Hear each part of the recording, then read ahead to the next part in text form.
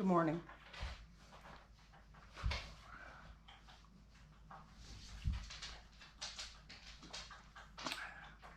I didn't get a whole lot of sleep last night. Please excuse me if I sound a little froggy and a little bit disjointed. Yesterday, Joel and I and about 500 of our neighbors, near and far, gathered at a meeting. It was an informational meeting put on by RDOT, Arkansas Department of Transportation, to explain and answer questions about this I-49 expansion plan. You know, the one that looks like it's going to go through our living room. I have to be really careful about how I phrase things, because as it was pointed out to me last night, I very likely have a large red target on my back now. I've been identified as a troublemaker because I asked questions and I started questioning things. One of the questions that drew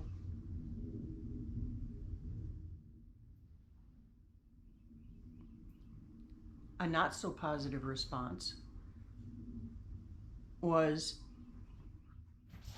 how do I go about getting the information on investors who stand to gain a whole ton of money on this project and their involvement with this project? So for some reason that hit close to the bone for too many. So I'm really going to dig deep into that one. But I digress. So yeah, I was cautioned I need to be very careful about what I say. Okay, how do I carefully say that the very state that I love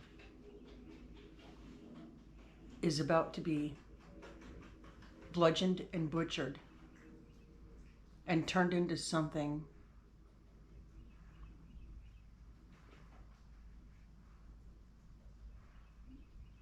beyond words, beyond words. I'm trying very hard to look at this very objectively. I want to look at all sides of this coin, you know? I want to understand. And one of the main arguments for having this new highway is that it would be safer. It would provide a safer through route, a faster through route, all the way across the state. Okay, but let's look at it. Let's take the exact same time frames, exact same stretch of time, okay? And let's compare how many fatalities have been on this part of I-49 up north of here. This was the stretch that went in the late 90s, even before my dad passed away.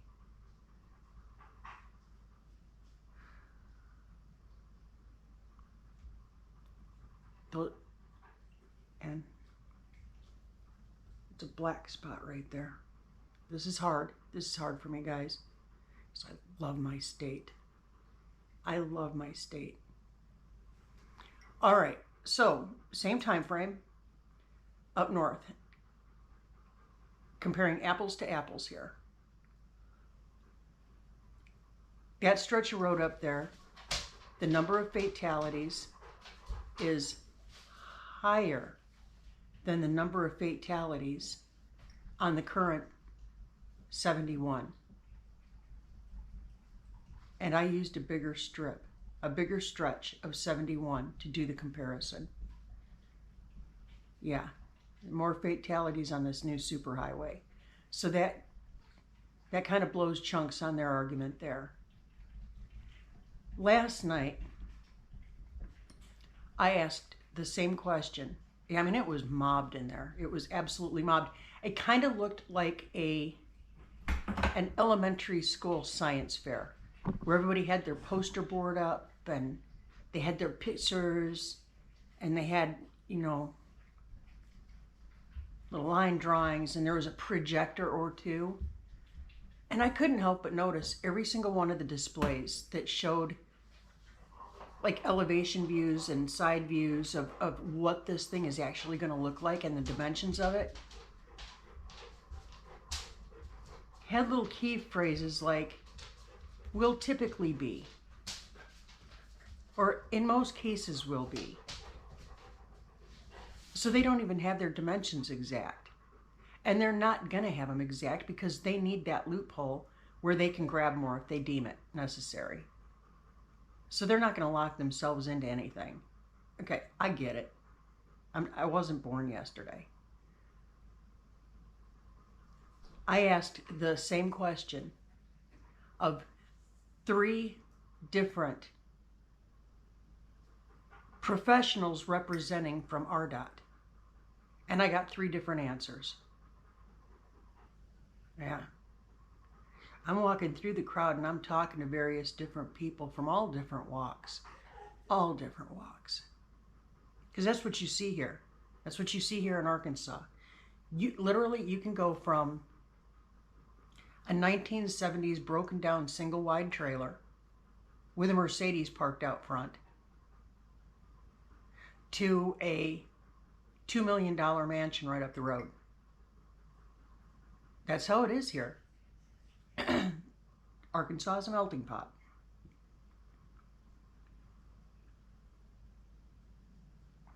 Okay. So nobody could give us any answers. And if we pushed at all on any of the key points that I have, I was told, ma'am, sorry, they gave me this shirt and this name tag, and they told me just to be here. Thought y'all were going to answer our questions. I thought this was an information meeting. This was nothing but an infomercial. That's all it was. They had state troopers on hand. I mean, it was mobbed. We got there a good 20 minutes early, and it was standing room only. We had to park way the hay down the road. The parking lots were filled beyond capacity. And everywhere I turned, every person I spoke to, and I didn't just hunt out people who had the same opinion as me. I listened to everybody, all the different representatives. I spoke to judges.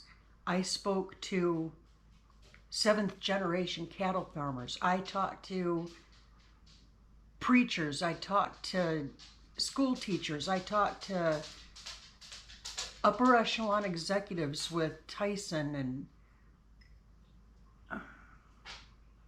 all of them said the same thing. They're not being honest. They're not being forthright. And no facts are the same across the board. It's like shifting sand on this project. To add insult to injury, we found out that it's even worse here. We knew it was going to come close to us. Oh, it gets worse.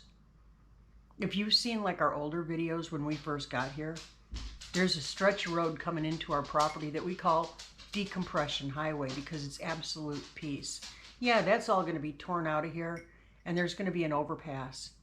An overpass is going to go directly over our house. Yeah. Fantastic. So if they keep with this, and there's nothing indicating that they won't, we were told that they were still trying to figure things out and make sure that this was the best route possible. No, they made up their minds in 1997. They haven't changed it. They're not going to change it. This is the route. This is the inevitability. They think. And one of the questions that I kept bringing up, what about all the graves out here? All the what? No what? No what? No what? Yeah, that was the response. What about all the graves out here? I never stuttered. What about all the graves? We don't, there's not, we don't, so we do extensive studies and we do, no you haven't, otherwise you'd know about these graves. You haven't done squat. Some of these have been here since, 30 years ago when you did your environmental impact study. So don't be giving me that who shot, John.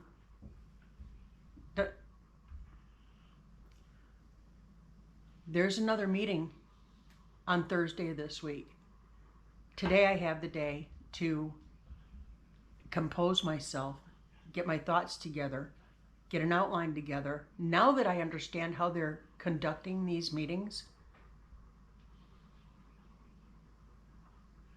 I can better plan in advance how I want to tackle it. I also know who some of the key people are now. So I can go straight to the top. It's not looking good, guys. It's not looking good. But I promise you this. There is a reason why God planted us here. Okay? There is a reason we're here.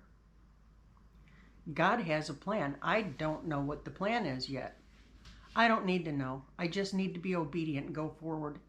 And that is exactly what I'm going to do. That is exactly what we are going to do. We are going to be obedient. We know that God has this. We know that God has a plan. We know that God is going to walk with us. We know that God is leading the charge. We know that all the evil and the lying and the stealing, the grabbing, the heartache, the tears, the blood, the sweat, all of it is for His glory. He has something planned for us. I don't know what it is, but we trust that. And we are grateful for whatever this is. God said to us, hey, you guys, you're strong enough. You can handle this. I need you to run point on this one. I don't know what this one is, but He picked us. I'm not about to disappoint my Lord. That's not an option. So I'm going forward with a grateful heart. I'm going forward with a faith that no matter what, He's got this. And He's got us. And we are going to do what we are told to do. Yeah.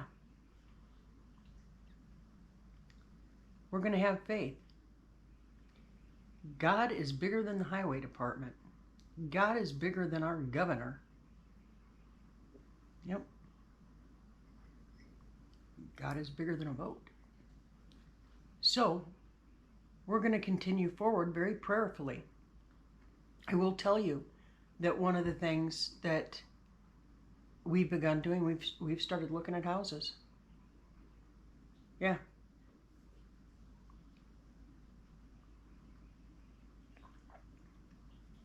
They have to give us fair market value. I pulled up our fair market value. Not assessed value, not appraisal value, fair market value.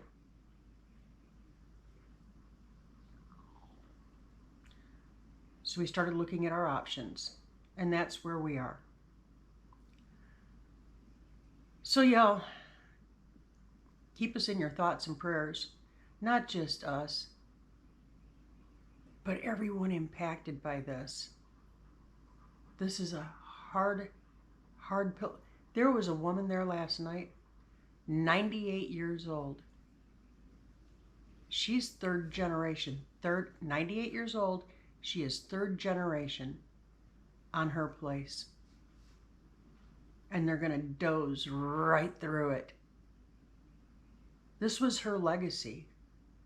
That land, it was her legacy to pass down to her grandchildren and great-grandchildren and great-great-grandchildren. And I talked with her. And let me tell you what, 98 years old, she had some fire in her.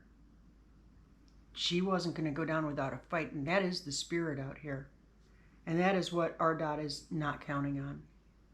They're not counting on we people out here having collective brain cells to rub together. They're not counting on us having the spirit of over my dead body. The spirit is here. Hold your land.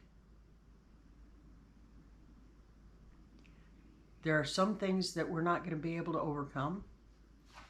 There are some things that I believe, if it's God's will, He can reach in there and He can change the minds and the hearts and the thinkings of those in the planning and development of this.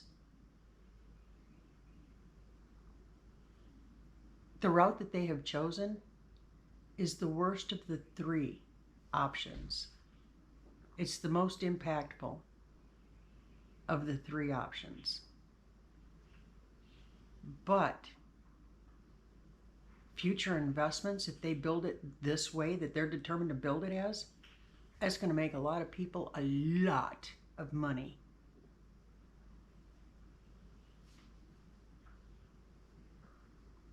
That's greed. So I'm going to keep continuing forward. I'll bring you along and I'll let you know what's happening. But that's where we're at. Smoke screens, lies, chaos, intentional confusion. It's all by design, guys. I'm not stupid.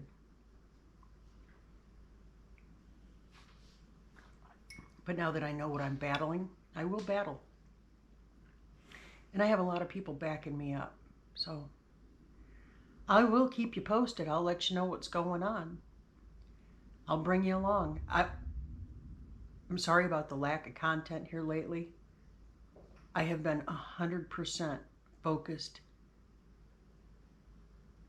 on handling whatever this is I've got to handle. When I'm not studying, I'm literally praying. Yeah, that's kind of how my time goes.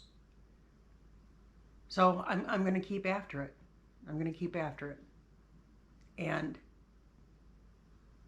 I'll keep you posted. We do have some content coming up here real quick.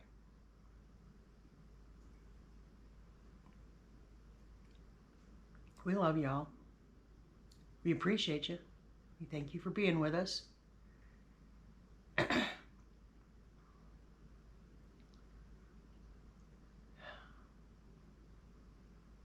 Keep looking up. Say thank you. Mean it and do it often.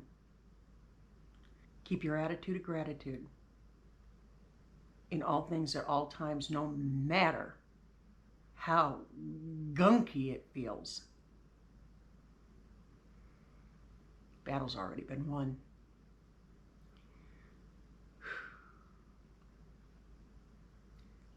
May God make His face shine on you and give you peace. And until we see you again, see ya.